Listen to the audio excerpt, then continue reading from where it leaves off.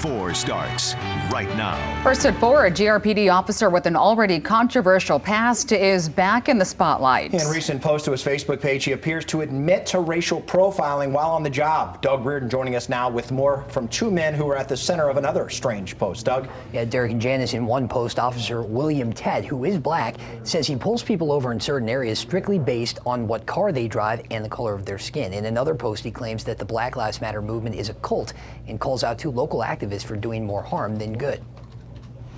He needs to understand what's going on. Activists Paul Mayhew and Brian Blakely and Kent County Commissioner Robert S. WOMACK surprised at recent posts written by Grand Rapids Police Officer William Ted. One claims the Black Lives Matter movement is a cult. Officer Ted, who is black, writing out the word's definition in a lengthy post. Part of it saying the movement has a, quote, misplaced or excessive admiration for a particular person or thing, unquote. In another post, Ted admits to profiling cars on his inner city beat. He said he would pull over, quote, old white men in nice cars, registered to predominantly white areas like Granville and Jenison. Old white men do not live in those areas, the post says. They don't fit, and when they don't fit, you use any legal reason to stop it. Those areas are frequented by prostitutes, he says, after specifically mentioning the Hall and Division area of the city. His racial profiling is racially profiling the black community as crime-ridden, prostitutes, drug dealers.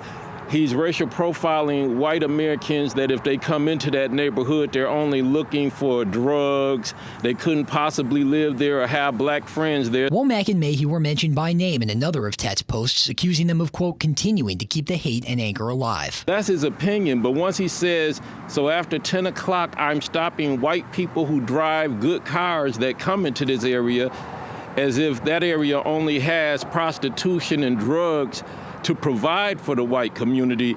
Now he's talking policy. I think it's very important that we call out injustice no matter who's doing it. Another post made by William Ted's son claims his father was directed by the department in the 90s and early 2000s to, quote, pull over any car with 2 or more black people inside. Neither WOMACK nor Mayhew or Blakely think Ted should be fired. All 3 men say they don't know him well, but they're worried about the harm he's doing to the community's view of local police. When the youth see an officer admitting to racial profiling, now when an officer stops them, it automatically hits their head. Maybe they're doing what Officer Ted does. It really disappoints me and surprises me because I didn't think that, I didn't think he thought that way.